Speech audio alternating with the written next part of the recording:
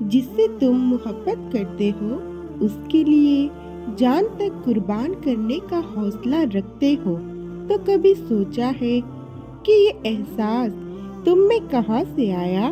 کیسے سوچ لیا کہ محبت یہی ہے؟ کس نے سکھایا محبت کرنا؟ کس نے بتائے ہیں محبت کے معنی؟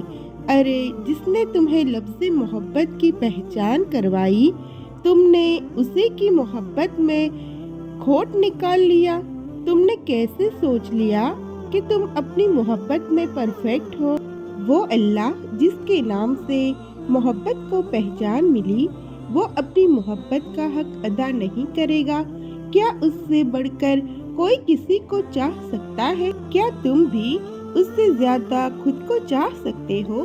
اگر تم یہ کہتے ہو کہ اللہ تم سے محبت نہیں کرتا، تمہاری دعائیں نہیں سنتا، تو تم نادان ہونے کے ساتھ ساتھ بدنصیب بھی ہو جو اس کی محبت کو جان ہی نہیں سکے۔ لفظ دعا تو بنایا ہی اس نے تمہارا اور اپنا رابطہ قائم رکھنے کے لیے ہے۔ تہجد تو اس نے بنائی ہی اسی لیے ہے کہ جب رات کی تاریکی میں سارا زمانہ خاموش ہو تو وہ تمہیں سن سکے۔ تو پھر کیوں بدگمان ہو اس کی رحمت اور چاہت سے؟ وہ تو بن مانگے ہی عطا کرتا ہے، اور تم نے تو پھر بھی اسے رات کی تاریکی میں اپنے اشکوں کے نذرانے دیے ہیں۔ پھر کیوں وہ تمہیں عطا نہیں کرے گا؟ وہ بے حد محبت سے سنتا ہے۔ جب تم دنیا سے نہیں اس سے مانگتے ہو تو تم بھی یقین رکھو وہ تمہیں خوش کرنے کے لیے دنیا کی ساری طاقتوں کو متحرک کر کے تمہاری چاہت تم تک لے آئے گا۔ اللہ سے بڑھ کر کون جان سکتا ہے کہ آپ کو کہاں پہنچنا ہے؟ آپ کی دعائیں ہی تو آپ کا راستہ آسان کر رہی ہے، اور وہ تو خود کہتا ہے تم چاہ بھی نہیں سکتے اگر اللہ نہ چاہے۔ یقین رکھے آپ کا نصیب آپ کو اس مقام پر لے جائے گا جو اللہ نے آپ کے لیے منتخب کیا ہے، بہترین وقت پر بہترین طریقے سے، اور آپ کو مطمئن کر دیا جائے گا۔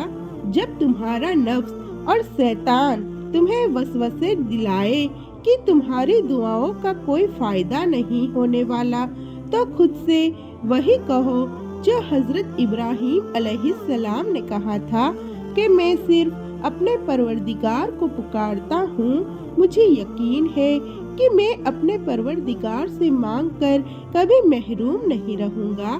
اللہ فرماتا ہے میں بہتری سے پہلے خیر لاتا ہوں، اور میں انہی کو آزماتا ہوں جنہیں میں پسند کرتا ہوں۔ تم اچھا گمان رکھو اپنے رب سے، دعائیں موڑ لائے گی مقدر کی خوشیاں تم تک۔ ایک بار اللہ تعالیٰ سے اچھا گمان کر کے تو دیکھو، تم اس کے پاس جا کر تو دیکھو، ہر دعا قبول ہوگی، اپنی ہر چاہت سے نوازے جاؤ گے۔ انشاءاللہ تم ضرور وہ دن دیکھو گے جب 70 ماؤں سے زیادہ محبت کرنے والا تمہیں اپنی محبت کا رنگ دکھاتے ہوئے راضی کرنے میں کوئی کسر نہیں چھوڑے گا۔ یہ صبر تمہارے لیے بڑے معاوضے لانے والا ہے۔ جب تم اللہ سے رو رو کر دعائیں مانگ رہے ہوتے ہو، تب وہ تمہارے لیے اسباب بنا رہا ہوتا ہے، اور تم سمجھتے ہو تمہاری دعائیں ضائع ہو گئی۔ ایسا ہرگز نہیں ہے، اور عنقریب تمہارا رب تمہیں اتنا دے گا کہ تم خوش ہو جاؤ گے۔ اللہ کو بہتر معلوم ہے کہ ہمیں کیا دینا ہے اور کیا نہیں دینا، اور کیا کس مرحلے سے گزار کے دینا ہے۔ سورۃ البقرہ میں اللہ تعالیٰ فرماتا ہے کہہ دو میرے ان بندوں سے جو ہار گئے ہیں، میں کسی بھی جان کو اس کی طاقت سے زیادہ نہیں آزماتا۔ نماز اگر محبت ہے تو تہجد اللہ سے عشق کا احساس ہے۔ اللہ ہمیں نماز والی محبت اور تہجد والا عشق نصیب فرمائے۔ اللہ کے سوا دنیا میں ایسی کوئی طاقت نہیں ہے جو انسان سے کچھ چھین لے یا عطا کرے، تو تم جو چاہتے ہو وہ مانگو اللہ سے، اللہ دے گا اور اللہ ہی دینے والا ہے اور ضرور دے گا۔ تم نا امید ہو کر بیٹھے ہو کہ اب کچھ نہیں ہو سکتا، وہ تو پہلے سے ہی تمہاری خوشیوں کی التزامات کر کے بیٹھا ہے۔ دل میں تمہارے دعا کا خیال تبھی آتا ہے جب اس رب نے ان کو قبولیت کا درجہ عطا کرنا ہوتا ہے، اور تم دیکھنا اللہ خفیہ وسیلوں سے تمہاری چاہت کو تم تک پہنچا دے گا۔ محبت اللہ سے ہو جائے تو ملاقات کی تڑپ فجر سے شروع ہوتی ہے اور تہجد پر ختم ہوتی ہے۔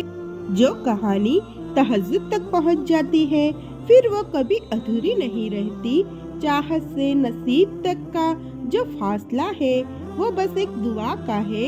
تہجد میں بہنے والا ہر آنسو اللہ سے کن کہلوانے کی طاقت رکھتا ہے۔ یقین مانے صبر کی زبان اتنی طاقتور ہوتی ہے کہ ستانے والوں کی بنیاد ہل جاتی ہے۔ اللہ جسے چاہے اپنی محبت کے لیے چن لیتا ہے، پھر اسے تہجد کی دعوت دیتا ہے، اور پتہ ہے اللہ کے سامنے تہجد میں بہنے والے آنسو اللہ کو بہت پسند ہے۔ جب تم یقین کا دعویٰ کرنے لگتے ہو تب وہ تمہارا یقین آزماتا ہے ان چیزوں کے ذریعے جن کے بغیر رہنے کا تم تصور بھی نہیں کر سکتے۔ دعا وہ معجزہ ہے، دعا وہ معجزہ ہے جس کی کوئی انتہا نہیں۔ تم کچھ مانگو اور اللہ نہ دے، یہ اس کی شان کو گوارا نہیں۔ لا حاصل کو اگر پانا چاہتے ہو تو تہجد پڑھا کرو، کیونکہ جو نصیب میں نہ ہو وہ تہجد کی دعائیں مقدر تک لے آتی ہے۔ ہر دیری کے پیچھے خیر کا پہلو ضرور پوشیدہ ہوا کرتا ہے، کیونکہ یہ جو دیر لگ رہی ہے یقیناً تمہاری بگڑی بن رہی ہے۔ یہ درد جو تم سہ رہے ہو نا، یہ آنسو جو بہہ رہے ہیں، ہمت رکھو، ہمت رکھو کہ اب اس درد کا اختتام ہونے والا ہے۔ جب آپ زندگی کے اس مقام پر جہاں آپ کو زوروں سے رو رو کر اپنی تکلیف کا اظہار کرنے کا من کرے، لیکن اس کی بجائے آپ اللہ کے فیصلوں پر راضی ہو کر خاموشی سے وہ تو وقت گزار لے، تو اسے کہتے ہیں صبر۔ تھک گئے ہو، پریشان مت ہونا، وہ اپنے بندوں کو مسلسل تکلیف میں نہیں رکھتا۔ راحتیں جلد نصیب ہوگی۔ کبھی تم دوسروں کے لیے دعا مانگ کر تو دیکھو، تمہیں اپنے لیے مانگنے کی ضرورت ہی نہیں پڑے گی۔ تو میرے پیارے عزیزوں، ایسے ہی اور ویڈیوز کے لیے میری چینل فضا برائٹس کو سبسکرائب کیجیے۔ اللہ حافظ۔